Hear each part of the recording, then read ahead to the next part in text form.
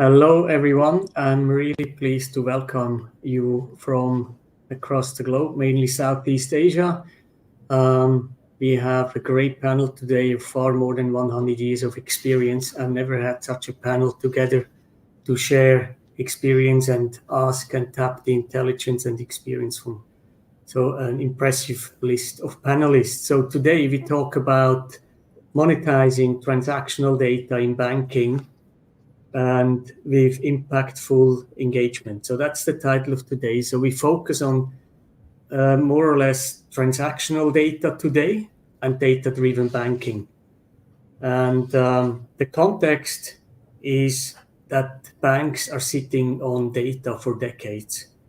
They actually transact this data every day from their customers, and yet they're still neglecting often what they can do with this data, especially given in an environment in Southeast Asia, other emerging markets where you have a lot of competition coming in, which basically just built on technology and led by engineers. So customer engagement is a topic today, customer lifetime value, and how you can increase as a bank and financial services provider the business impact. And together with our sponsor Personetics and the panel, which I will introduce shortly, we'll have share practical and share also actionable insights to unlock this hidden potential which all banks have, and to increase revenue streams, drive customer satisfaction. And I hope that you can learn from this. And also, please, before I forget, ask questions, put them in the chat wherever you watch it from. So we have now more than 500 registrations, which is impressive today. People, you can watch it all from LinkedIn or YouTube, Facebook, and please ask questions and we will then answer them after the session. So we will have 1 hour time. We'll do like 45 minutes of discussion, and then we'll go into a Q&A, and I will grab the questions then, and you can also be sure that we can answer them after the webinar when you do a replay or rewatch it online. So without further ado, I want to introduce the panel. So we have from Vietcombank in Hanoi, Colin Dinn. He's the Chief Transformation Officer. And then we have Nauman Bashir, Head of Digital and Customer Value Management at Standard Chartered in Singapore. We have Mukesh Bilania, Executive Vice President, Head of Digital Banking, Vietcombank, also based in Hanoi. And Dorel Blitz, Vice President of Strategy and Business Development and Personetics, based in Tel Aviv.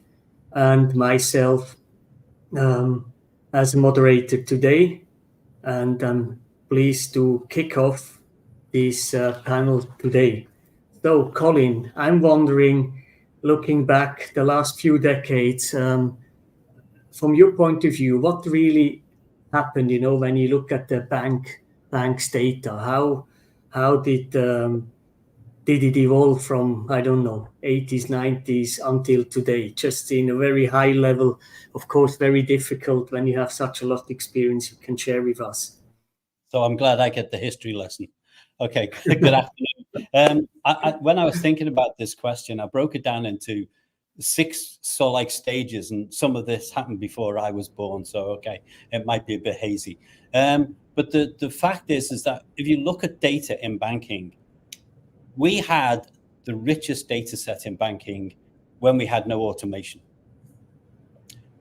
People walked into a bank, it was personal, everyone knew the name, they knew what the transactions were, they could tell you exactly what they were doing every month, they knew their income, the whole story was in the branch, the credit decisioning was in the branch. So we had a huge amount of knowledge about our customer because it was very personal. And what we've done through automation is we've lost a lot of that. And now we're looking at how we gather that back. The next part was, we started to look at how do we automate so we can make things a little bit easier.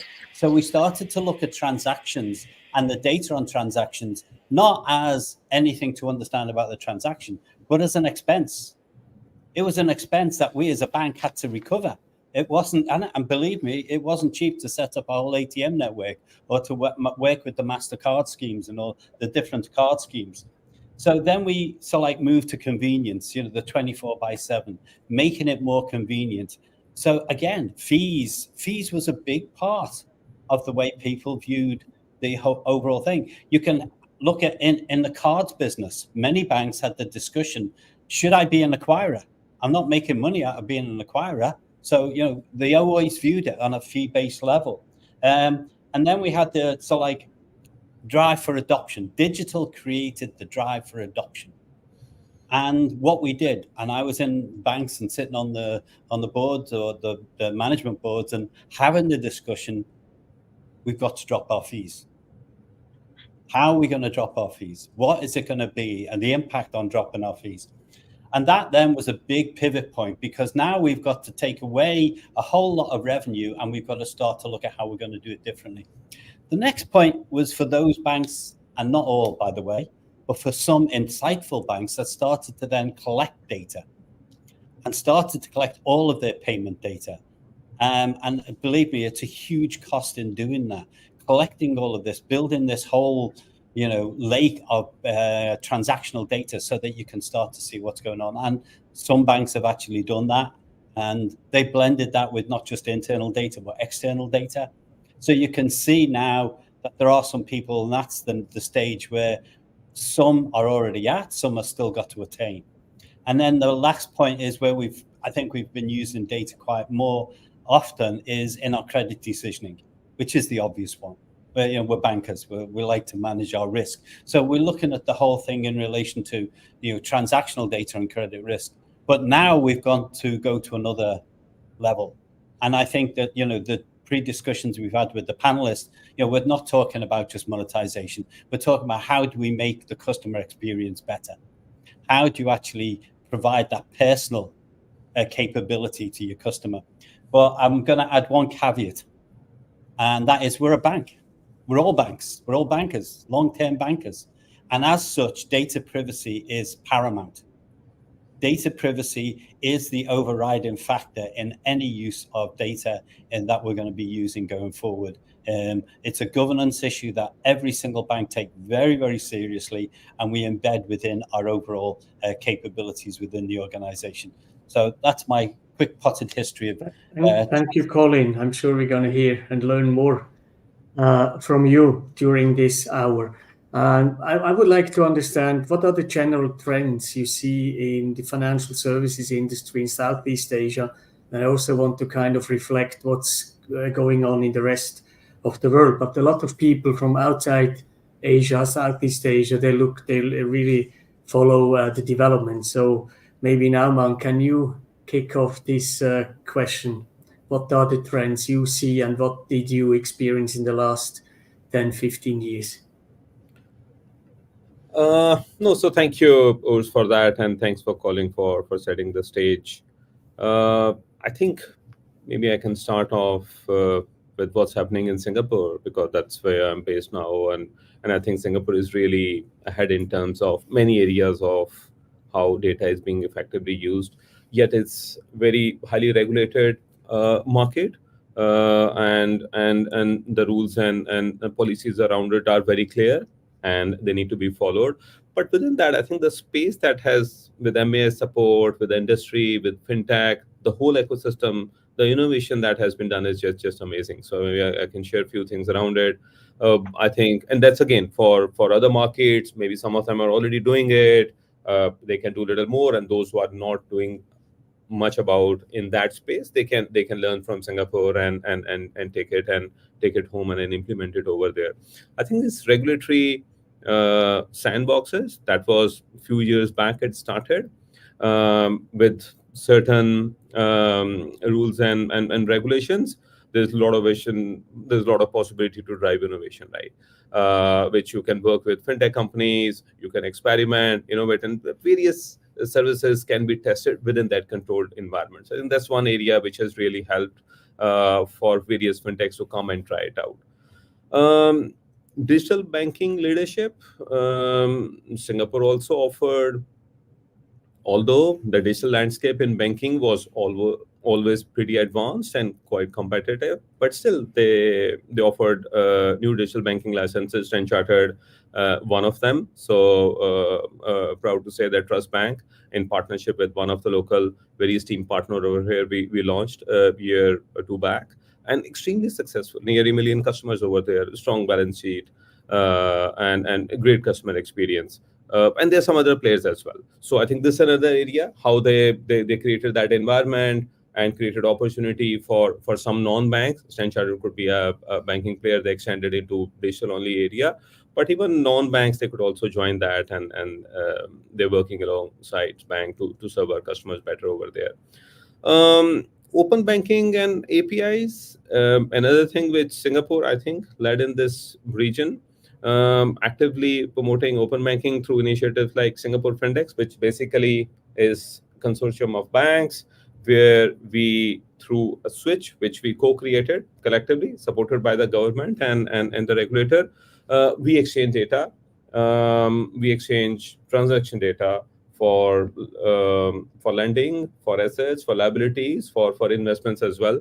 And that, regardless of if I have accounts in multiple banks, as a Singaporean customer, I have one view which shows me my complete liability and assets end to end. So really helped me in my financial decision making.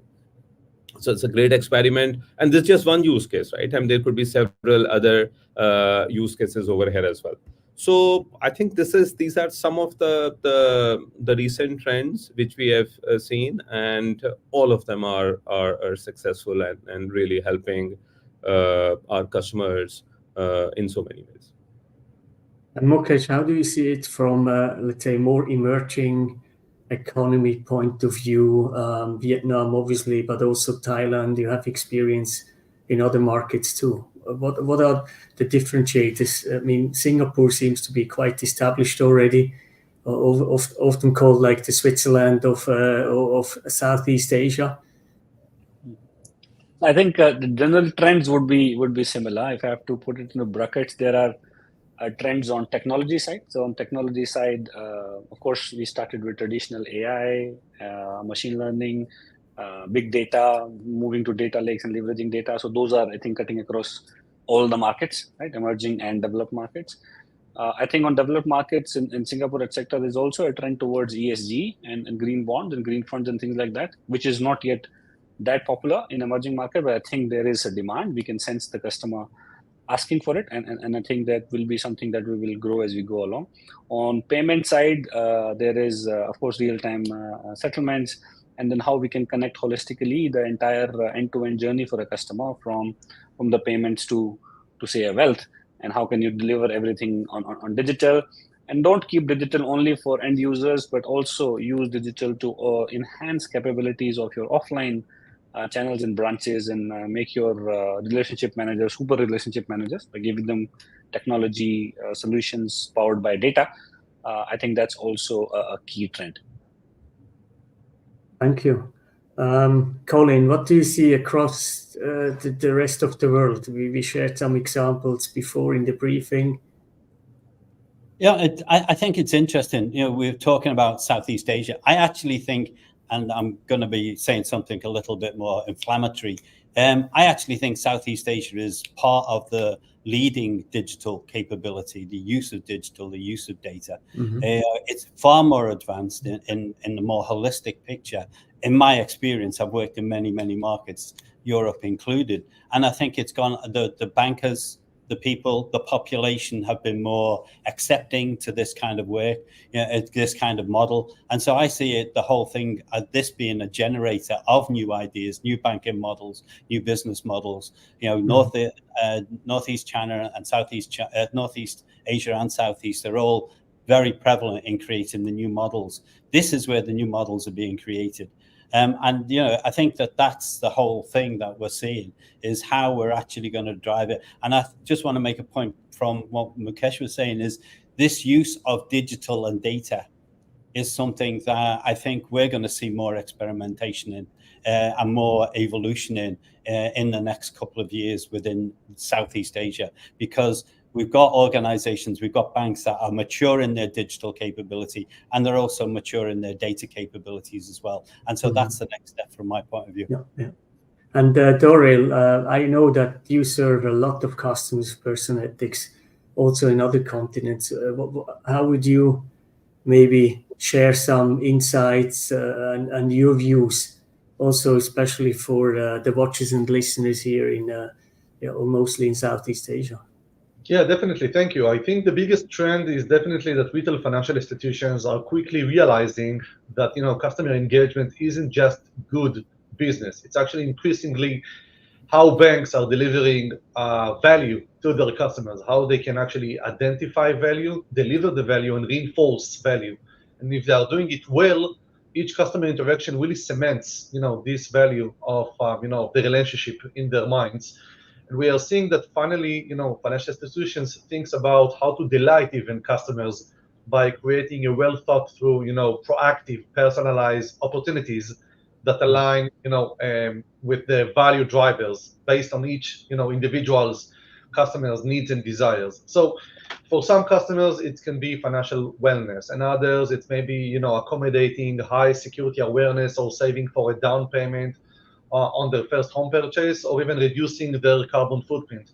But I think the ability to finally unlock the biggest asset in our mind, the transactional bank data within banks, these golden egg, if you will, and really using that in a way that is able to help banks to proactively and smartly not just engage with customers, but also effectively driving value, increase the loyalty through different methods, through different channels, proactive and passive, like Mukesh said, even to optimize business decisions with the relationship managers and financial advisors, working with different segments in different ways. I think that's where we are seeing a lot of great innovation, definitely coming from Southeast Asia. I do have to say that, and I agree with Colin, this is the testbed for a lot of great innovations, definitely with a very good supporting regulators in specific markets. We are definitely also seeing the increase of that happening in other markets like the Brazilian market, even the Mexican market, where banks with regulators changing their concept of how dealing with transactional data and even open banking data, and how to drive how to forge, if you will, a deeper relationship with customers, and how to maximize the value of every customer interaction. Thank you, Doril. This is really insightful. Now let's look at more specific. How do you, Nauman, utilize customers' financial data today in your environment? I mean, of course, you may also want to share what you're allowed to, but it's certainly interesting because Stanchart is also international, really renowned player, and I mean, I always see you driving innovation across the space. Yeah. So I think there are a few areas we need to like we can go down, and few perspectives I can share here. First and foremost is for us to really acquire customers, right, and show them that trust and that value. And for that, Standard Chartered has been heavily investing in our marketing technologies and capabilities to really analyze transaction data. So based on that, now we are able to find some patterns, next best action for our customers. And based on that, then we offer personalized products and we recommend them, which could be lending capabilities, like various forms of lending, could be loans, could be cards, could be EMIs, or investments, which is on the other side of the balance sheet, right? So I think all those use cases over time, we have envisioned, worked together with our customers, and then really coded that into the system. And then based on the whole analytic power we have put together over years, and based on our investment, we are able to offer something interesting to our customer as well. The other part of that is we really need to create a great customer experience as well. I mean, product is one thing, but product can't really be differentiated from the experience anymore. So we need to bring that together. So we've been working, happy to say that we have worked together with Personetics, as well as some other partners here, even in Singapore with Moneythor. And then really we created some insights for our customers based on their spending analysis, their budgeting, reward tiers, using all that, and then guiding them what will really help them in meet their financial goals. When you talk about products, when we talk about experience and banking in general, we can't take our eyes off from fraud. That's another important area, right? Again, we need to use the same data, or similar sets of data to make sure that banking is safe and it is secure. So we monitor transaction data for unusual patterns, and we have the ability, again, a lot of AI power goes into that. We are able to identify and quickly respond to those areas where we see suspicious activities happening. Behavioral biometrics could be another one. So that's another important aspect of using that data. Last but not the least, all of that eventually, when you acquire a customer, when you generate that trust and create a great experience for them, we also want to deepen that relationship. Again, using the same information, we need to take those calls at what stage we upsell, moving them from a low-tier product to a high-tier product, or cross-sell them, let's say from a saving products to a lending product, or from a lending product to an investment product. So all those recommendations, decisions, next best actions, using the data, we find them out, we create those patterns, and then offer it to our customers. Thank you, Nauman. What specific customer segments do you actually address with such strategies and tactics, Mukesh? There are multiple customer segmentors. I think if I have to put usage of data to drive insights and better curated experience for the customer, I put it into 3 buckets, and that's how we work in Vietcombank. So basically, the 3 categories are alert, act, and suggest. Right. So you leverage the data for certain categories. You need to give insight to customer for information, for alerts that we thought, for example, there are 2 transactions to the same party with the same amount. Is it a duplicate or it was intentional, for example? Very simple thing, right? The customer really like it. Okay, bank on their own is telling me that I could have made a mistake. Just alert category, just information category. And this is predominantly for all customer, whether it's mass affluent, or even upper mass segment. Second category of act is you made a big credit card purchase. Why don't you convert into an installment, right? Or you get an unexpected big amount of money in. Why don't you put it in a saving account or something like that, right? So that's kind of you prompting a customer to take an action. This again is predominantly for mass affluent and above category. And then there are a host of other actions on budgeting, etc., transaction categorization, which can be across. And finally, suggest or advise, right? This is predominantly affluent customer, where you look at their data and then you analyze and say, maybe you can make more money by investing here and there, and you give options to customer, and then you let customer take a decision. So alert, act, and suggest, and then different customer segments on these 3 categories. But now, interestingly, there's a 4th one, which is customer are also asking us to take action also on their behalf. They don't even want to take action, right? So it's do it for me, right? So you analyze my data and you take an action, put money in, whatever investment instrument or a saving instrument. At the end of the day, give me an X percentage return, for example, right? So these are the various facets, and I think different segments for different categories. Very interesting. I really like this alert, act, and suggest, but then also, customers who actually want the bank, which is trusted, obviously, because trust with banks is obviously very high in the overall economy. So to do that, very good. Any other points regarding this? Any segment-specific examples, maybe from what do we have? I don't know if Colin has a specific example from your point of view at Vietcombank, or maybe also going back where you have been working before. I think segment, and I think that we've got to look at segment. We look at segment. We've analyze segment from our point of view of trying to typecast a group of customers into a certain bucket. And so that's what we're going to do, and that's what we're going to offer them. And I think that what we're starting to pivot to is a slightly different model now.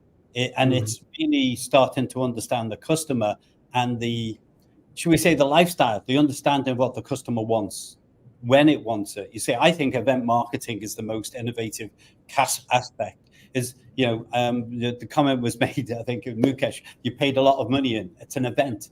You then go and offer them something, you do something with it. So where I think we still have the broad segments, and there's going to be very big push. The mass AF, the AF, everyone mentions that. But there's also, you know, the events that are going to be in the mass market. You know, when do people need quick access to money? When are you going to see those kind of things? This is the underbanked kind of side of things. So I actually see that the data and the way in which we can use the data is to start to look at these triggers and these events so that we can actually interact more individually. I like the personalization of product, but you know, the personalization of product is going to be something which every bank is always going to push, and they're going to push further and further. But how do you actually get that match with the customer? We've really got to understand what it is our customer wants and why they want it and when they want it. There's no point in marketing to somebody, I want a car loan, when they don't want a car. So how do you know that event? And that's the kind of pivot that I see away from it. Segment will always be dominant. It will always be a big thing in banking. But this is where we're going to actually pivot to a different level of capability. And data and the transactional data is going to be one of the biggest contributors of enabling that kind of thing. And then we move to this whole thing, which was mentioned before, which is about managing towards an event that has been triggered by your customer. Very interesting, Colin, because it almost, you know, closes the circle where you started, you know, historically, because when customers walked into a branch, you knew much more about it. And it almost seems like, yeah, we're all humans, right? But now we need to use technology to actually get back and really focus on the customer. Very interesting. Dorel, do you see any other examples which may add to this? First of all, I'm really excited about everything Colin said. It is exactly spot on. The ability to move from just, you know, marketing, creating and segments and campaigns into fully and truly understand a segment of one. And it doesn't matter Gen Z, Gen Y, elderlies, or mass affluent. The truly ability of banks using partners like Personetics and others to fully utilize and unlock this transactional data in a way that they can truly understand their financial behavior, past, present, predict the future, and their needs and desires, and the ability to act upon it. So it's not changing the products or the pricing, it's changing the whole engagement in a way that is truly delivering value in real time, according to a context. Doing that at a scale drives an amazing uplift in both loyalty and the ability to effectively monetize the transactional data value to the customers. It's a win-win situation. On one hand, we are seeing how banks are finally helping customers to build their financial wellness, even their financial resilience, and definitely helping people to better manage their financial life, to stay on top of their finance.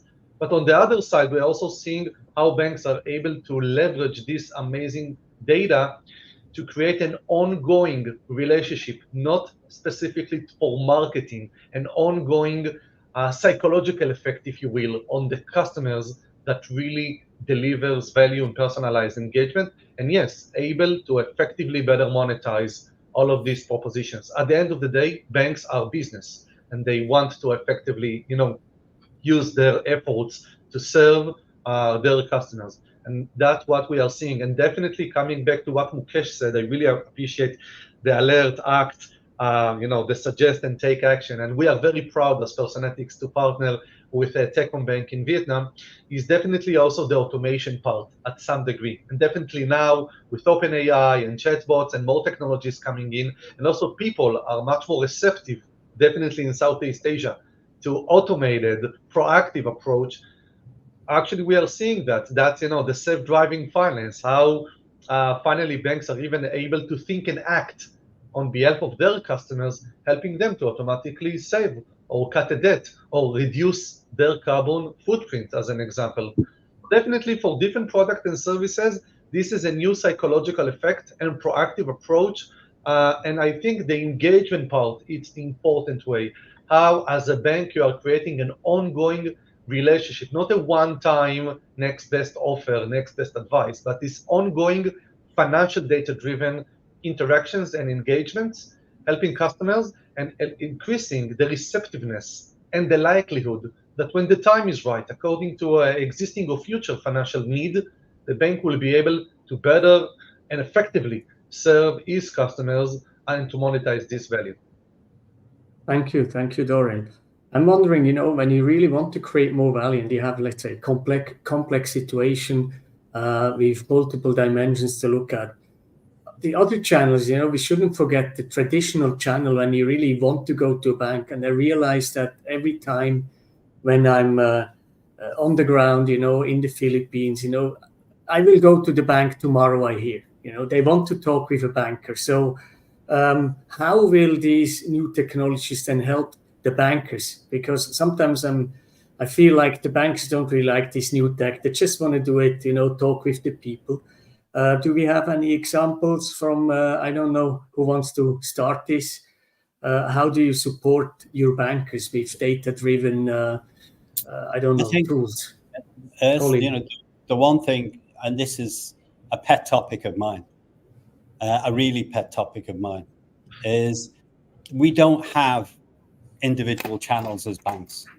We've created individual channels because our tech has been built for a branch, been built for a contact center, been built for a digital. And what the thing that, from a technologist point of view, we've got to get away from this kind of mindset. And so very much what I've been looking at and what we've been designing and working towards, which is going to take a long time.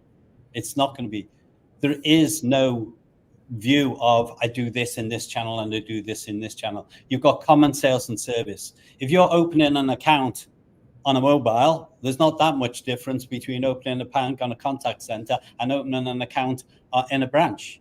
The UI, UX might be different.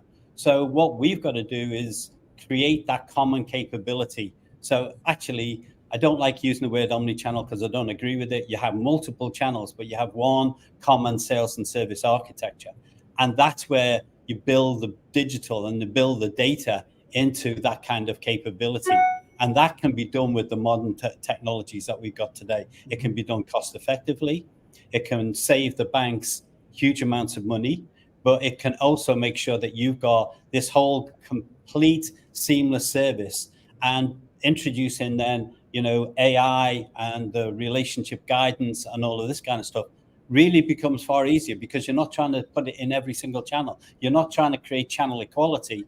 You have that equality because the way in which you design the architecture.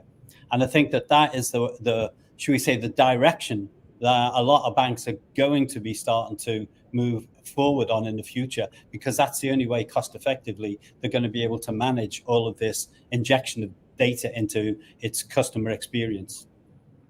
Thank you, Colin. Very, very good to hear that and know that. This is very important for strategic guidance. Nauman, how do you see the role of branches in this context? I'm sure you have some specific examples. So I see a very important role branches will continue to play, but there could be specific areas. I think low value transactions most of them have already gone to the digital channels or self-serve channels. It's more high value transactions which are still with the branches. So there are a few areas, advisory and relationship hubs, where customers will come and have in-depth conversation face-to-face with our branch staff. They can get high-quality personalized financial advice, providing help to our customers for complex financial decisions, such as could be mortgages, could be major investments, could be retirement planning, or any business loans, right? So I think that important area branches will continue to play. Relationship managers will continue to play a very, very important role in providing our high net worth customers and business clients and deepening that relationship. Branches, I also see that as experience centers as well, right? Where they can come and help us give feedback on our digital financial literacy workshops. They can come and attend and exchange ideas, and any new financial products we are rolling out. So I also see a branch as an important interface between our customers and bankers, and may not necessarily relationship bankers only, even digital bankers. I think for that co-creation, that's a very important aspect we have. um, I, Look, the value of human touch and personal interaction is extremely valuable, and it will remain valuable. So empathy and understanding and in-person interactions that really allow banks staff to demonstrate true empathy and understanding and build that emotional connection with our customers. So I think that few areas, they will continue to play a very important role for our customers. As Colin mentioned earlier, that's very important that we create that personalized input and guidance for our customers, whether they are high net worth customers, whether they are mass customers. Besides that, I think we need to create that. For traditional banks like us, it's not that easy. For digital banks, they first of all they have few products. Secondly, the few channels. Maybe, I mean, if you look at, they only have mobile. We will have mobile. We'll have iBanking. We'll have a contact center. We will have IVR. We'll have branches, priority centers. Now, first of all, making sure that all channels are giving a consistent information to customer itself is a bit of challenge.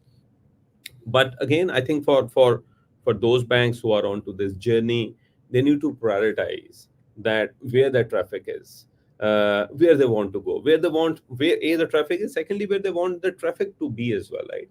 And then build a common infrastructure, and then start powering your channels one after another, creating a consistent, really valuable input for the customer. Thank you, Nauman. I mean, you mentioned, it is complex, the overall customer experience, to create that and make it look like easy for customers, that you're approachable and you get the right advice when it's needed, the alerts when they don't annoy you, etc., as Mukesh mentioned. Now, when it comes to implementation, I mean, how do we get started here? Maybe I start with you, Dorel, from a technology provider view. I'm sure you always have to set the stage when you want to implement that, and it's not just a piece of technology. It's obviously much more, as you just learned in the last 35 minutes. I think it's really about starting with defining the business case and the strategy to support it. It's technology is just a mean to an end. It's not. It's never about the technology. I think technology is already solving most of the problems, and I think if we are really understanding that there are big metrics that banks are focusing on, definitely one is reducing costs, cost income ratio. Second thing is increasing customer lifetime value.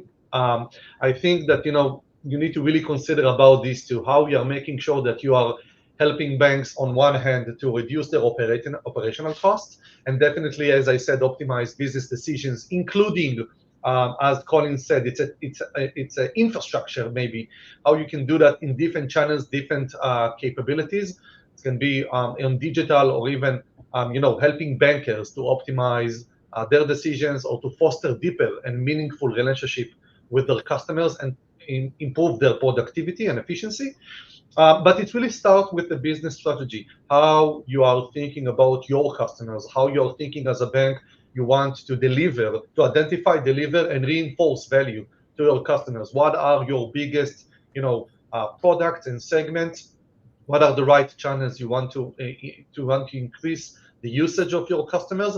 And then what are the supporting strategic infrastructure and partners that then can help you in terms of time to value? And I think Personetics, as the global leader in personal financial management 2.0, or personal financial engagement, if you will, I think we are providing this end-to-end platform and solutions. We just recently been recognized by Celent, actually, as the global leader in that space. And watch out for our June 26th webinar. I think that in that space we are coming as Personetics, as as a partner that is helping banks to reshape, if you will, and helping them to create the right business case. And we have the pro forma and the capabilities and the use cases globally to show that. And we're also coming with the right infrastructure support on different channels. So how to work with the digital teams of the banks and to quickly deliver a compelling capabilities that drives measurable business impact. On the other side, how we can work with, as Colin mentioned, working with the branches and the CRM systems, integrating with the marketing technology systems, and providing our values and inputs, able to identify, as an example, financial events and opportunities in real time and surface that to the different teams and to optimize data decisions.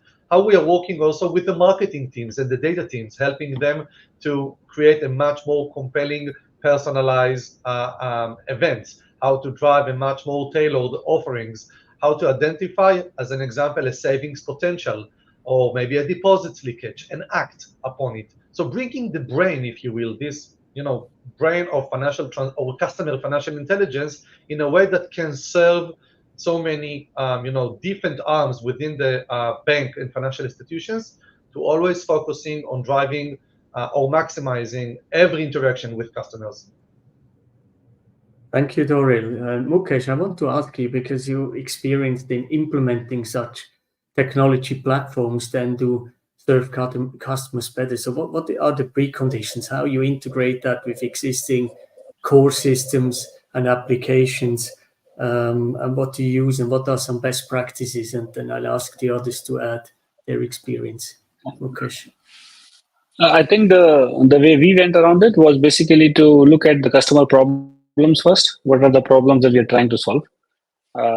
From there, we had a business case that if we can move, say, key leading indicators or lagging indicators by X percentage point using data, then do we have a value, right? And then we also, there's a big dependency on the quality of your data. Please imagine any tool is as good as the quality of data you have. If your data is not clean, if data is not properly governed and structured, then many of these implementations will fail, right? So you start from data cleaning, data structuring, put in proper format and shape, have a business problem, identify, build a pilot first, do a pilot, see how the results are, whether you're actually moving the drivers, and then you go about implementing it and continuously refining it.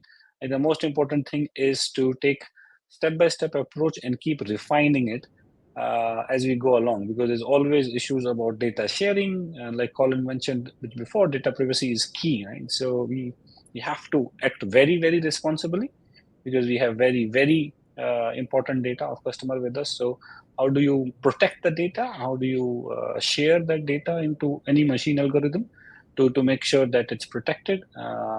That's another complexity overall in the chain. So I think if you are clear on the business problem, the customer issue that you're trying to solve, if you are clear on what are the value drivers which you want to move, then implementation is not a big issue. But please start with data. Data needs to be clean and structured, because sometimes you directly take a technology and then you garbage in, garbage out. You don't get anything out of it. Right? So it's not the technology that can solve the issue. Yeah. I remember that already from mid-90s. Colin, I think you can add quite a lot of experience in that when it comes to challenges, best practices, implementing such data-driven technology and services.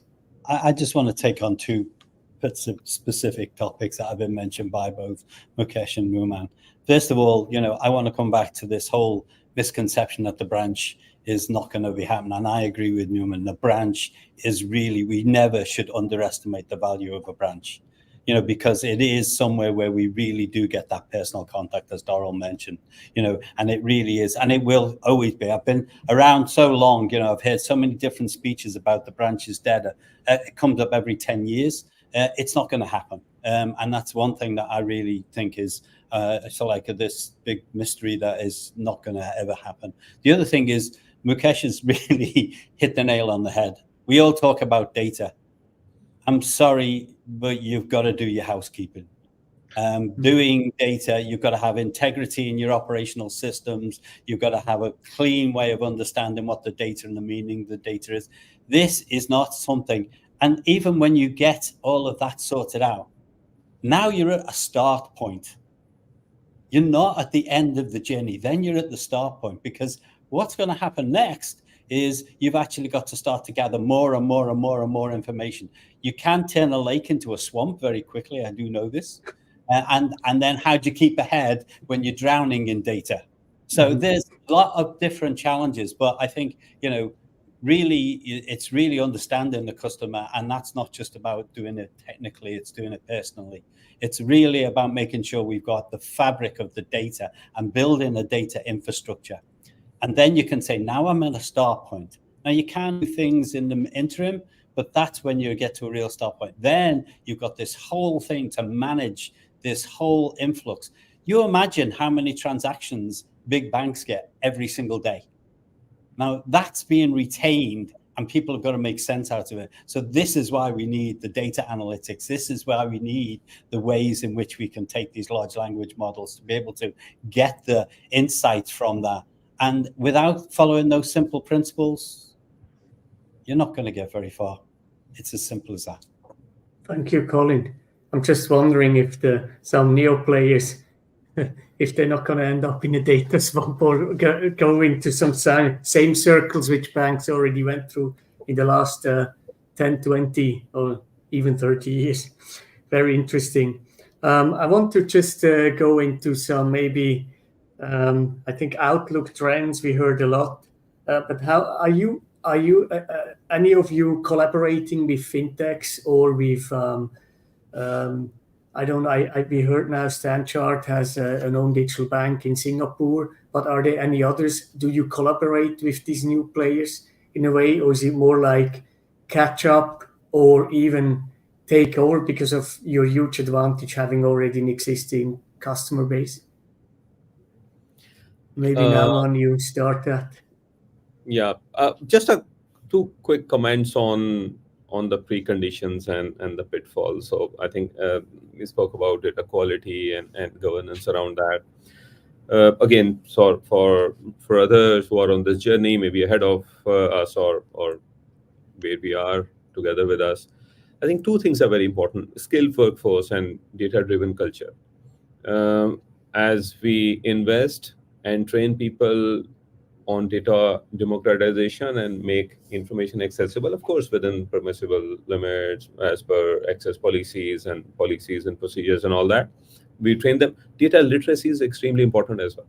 So it's important people understand the data rather than getting misled by the data, which they either don't understand or, earlier Colin's point, that it was incorrect or inaccurate. So I think that's a very important part of literacy, and democratization should go together hand in hand. And then that drives a culture that values data-driven decision making and gets true value out of it. The other part is also over-reliance on data. I think let's not ignore human judgment. While data is invaluable, human judgment and expertise are extremely crucial. And we should only decide upon data with true context and understanding of the whole thing. So that's these couple of the info part, the quality part, the governance part, the assurance part. But that's very important that our colleagues in banking industry make sure that the other couple of points are also taken care. Your other point in terms of, I think banks are not really known for being very open and collaborate between themselves, and then what to talk of partners historically. But in the last few years, I think that is changing, and that is changing fast. And we are, for that, we are grateful to partners like Personetics and many other partners we work here. We see that value. There are a few core operations and procedures and services which banks can do that. But at the same time, I think there's so much value of collaborating, which bank by themselves cannot do, or that partner by themselves cannot do. They cannot create that experience or service or product for customer unless they come together. A trust bank is a classical example of that. There are two partners coming together and rolling out a delightful financial offering for customer. Similarly, Mox Bank in Hong Kong, and similarly even in the traditional side, we partner with new players like Atome, Buy Now Pay Later. We collaborated with them. They brought a new product with already rich lending products we have. I mean, banks have a lot of lending products. They came up with another one, but we partnered with them as well. So also it's all technology partnership, services, as well as business partnership. I think that is the key for banks to move forward and make sure. It's important to have a sustainable economic model for all of those partnerships. That's the key. But I think it should be holistic view, not just technology, not just experience, not just service. It's all together, and that's you can truly create value. And I positively see that some of them is regulatory driven. The example I gave earlier for Singapore FinTech, so the platform we have created where we share data. Who would have thought a few years back that a bank will give us all lending transaction data to someone else and receive all investment data from someone else and be able to look at it? Of course, with customer consent, of course, with all assurance around that. But who would have thought that? But again, I think thanks to that drive from the regulator, progressive regulators, and all banks coming together and creating that delightful experience for customers. So yeah, way to go. But yeah, I see very solid, good examples, and I see true success coming out of them. Yeah, thank you, Nauman. I think Singapore is definitely leading the way when it comes to share the data of the other banks. I haven't seen that here in Switzerland, at least not. But yeah, great. So without, I would like to jump into Q&A. We have some questions here already coming in. And so with developments, one of them is from Levent Hakshi. He asked, with developments in generative AI, it's now easier to benefit from transactional data without fixing legacy tech problems, ? So this is the question. Is it much easier now? And if so, to what extent? And who wants to share the thoughts? I think we cannot take everyone to share this, but please, whoever wants to answer this question. Colin, I think you might be the person here. It's a nice aspiration. It is a very nice aspiration to say that we've got tools that can fix. Yes, we've always had, it's nothing new. We've always had tools to clean data and things of this nature. But the fundamental is, and I think Mukesh said it very, very clearly, rubbish in, rubbish out. You've got to have good transactional data. You've got to look after it. It's like any care and maintenance. You can fix some things. You can derive data. We've used, I think they call it synthetic data nowadays, but it used to be called derived data. You can derive some data, but in deriving data, you've always got risk. There always something, because you're making an assumption in that derivation of the data. So yes, can it fix some problems? Yes. It's not a magic answer. It's not going to get around the problem. And does it mean that you're going to go faster to market? You can find very unique examples of, if I've got a very small data set, I can go faster. And that is always relevant, and it's been around a long time. But if you're talking about the mass of transactional data that we look at within banking and in payments and all of that kind of stuff, there is no magic answer to that extent, in my opinion. I may be out of date in that, but I think that there are lots of people who can say there's magic coming out of Gen AI. I'm a skeptic in that area. I believe that Gen AI is a great capability, but let's not overhype it, and let's keep it sensible and work on the simple principle: rubbish in, rubbish out, quality in, quality out. Thank you, Colin. I have another question here from Alvin Lim. He asked, cost to serve is a big topic in most banks. Very large portion is on human capital. We see that across the board, also in established markets. That's my comment. What, where, and when do you see the pivot that human cost comes down significantly? Oh, that's quite a tough question. Who wants to take that one? Maybe Dorel? I can Try. attempt that. Please.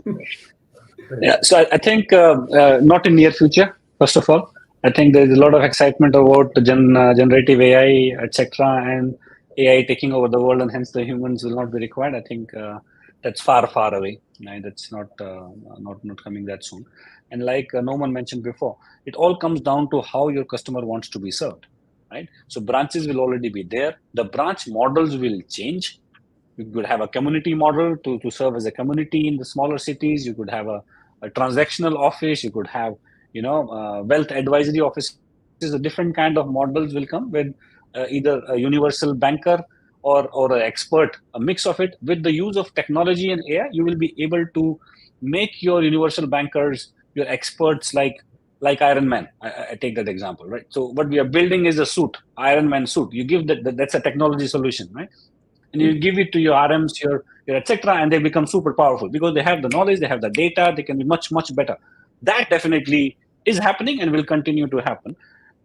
Because of that, some adjustments in overall human resource maybe, but we are not talking about a huge cost reduction in the near future. That's my take on it. Other panel members Thank can you. jump in. Thank you, Mukesh. I think it also comes to how you communicate value, right? How you actually, it's a lot about communication and perception. So I go to the next question. Bhavani asked, without the presence of open banking, open finance in Southeast Asia, how do you better serve the unbanked and underbanked? All right, I think that's a question which we might want to ask in one of the, maybe, yeah, I don't know if you, do you have a view on that, Dorel, across the board when you look more at the emerging markets?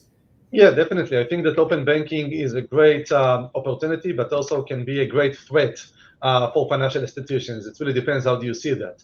But definitely, we are seeing in different markets, and now it's actually started even in Hong Kong, not to mention, of course, already Japan and Australia, and it's definitely moving across Southeast Asia, very similar to what is finally happening in Brazil, Mexico, even in North America at some degree, or in the UK.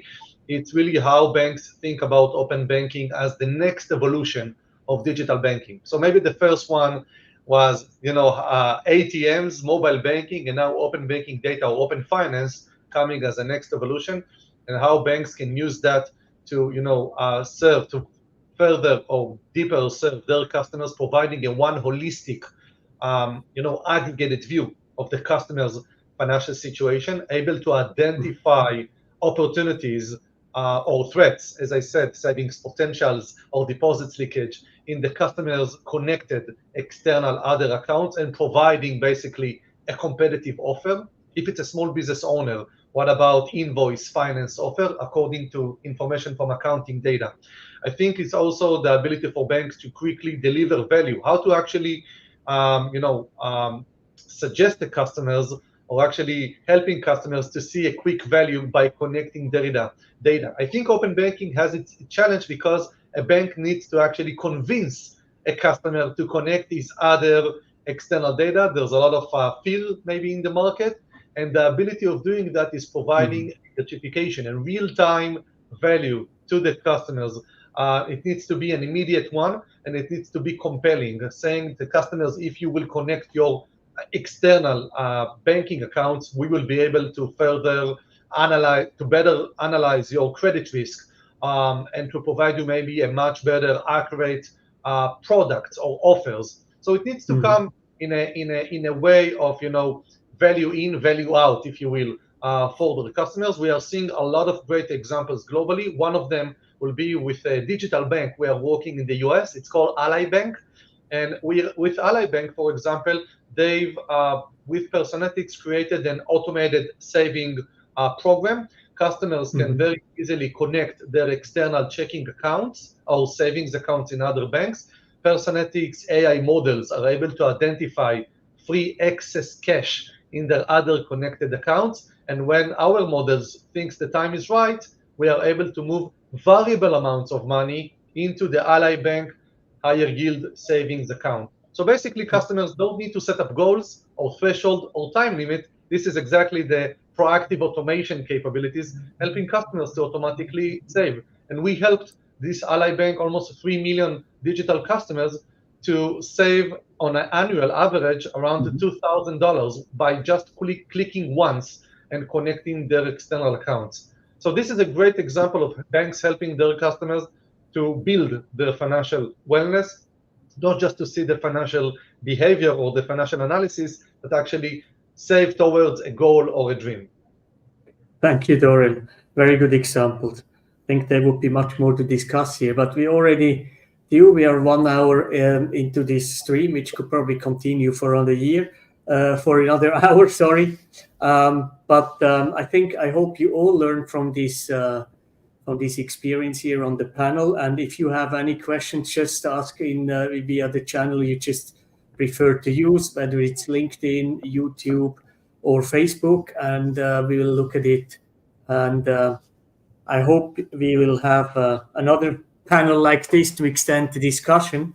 And I would like to close at this and hope we'll have time for another panel in the near future to expand on this. I would like to ask every one of you if you would have thoughts, where are we in 5 years? But I think we have to close now. And I thank you everyone for your contributions and for your insights, and wish you a great day, evening, afternoon, and rest of the morning. Bye-bye all. Thank you all. Thank you.